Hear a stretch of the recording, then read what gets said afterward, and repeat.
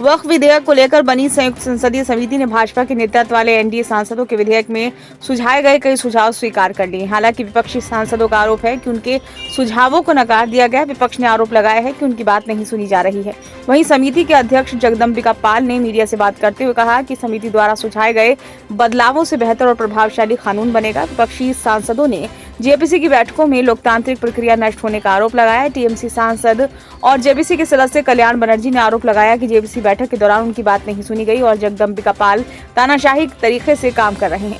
उन्होंने पूरी प्रक्रिया को हास्यास्पद करार दिया। कल्याण बनर्जी ने कहा कि उन्होंने वही तय किया जो उन्होंने पहले से तय किया हुआ था। ये लोकतंत्र के इतिहास में काला दिन है। हालांकि जगदम्बिका पाल ने विपक्ष के आरोपों को खारिज कर दिया और कहा कि पूरी प्रक्रिया लोकतांत्रिक तरीके से हुई और बहुमत के आधार पर फैसले लिए गए। जेपीसी अध्यक्ष जगदम्बिका पाल ने जेपीसी की बैठक के बाद कहा कि ये हमारी आखिरी बैठक थी। जेपीसी की बैठकों में 44 संशोधनों पर चर्चा हुई। हमने सभी सदस्यों को प्रस्तावित संशोधन मांगे थे।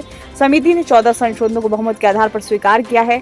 विपक्ष ने भी कुछ संशोधन सुझाए थे, लेकिन जब इन्हें लेकर मतदान कराया गया तो उन्हें बहुमत के आधार पर खारिज कर दिया गया।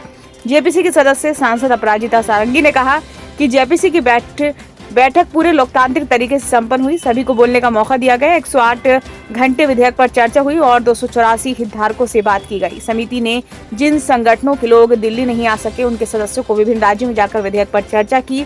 जेपीसी के सदस्य और कांग्रेस सांसद नासिर हुसैन ने दावा किया कि 95-98% हितधारकों ने विधेयक का विरोध किया। न ही विधेयक के खंडों पर चर्चा की गई और बिना पक्ष सुने संशोधनों पर मतदान करा दिया गया। कोई चर्चा नहीं हुई। शिवसेना यूबीटी सांसद अरविंद सावंत ने कहा कि जेपीसी की बैठकों में विधेयक के एक खंड पर चर्चा होनी चाहिए थी, लेकिन ऐसा नहीं हुआ। सिर्फ संशोधनों पर मतदान कराया गया। बताया जा रहा है कि 29 जनवरी को विधेयक का अंतिम ड्राफ्ट पेश किया जाएगा। हम उसे पढ़कर देखेंगे कि क्या करना है, लेकिन अमृत वर्ष में लोकतंत्र की हत्या हुई है। ब्यूरो रिपोर्ट, नई दिल्ली।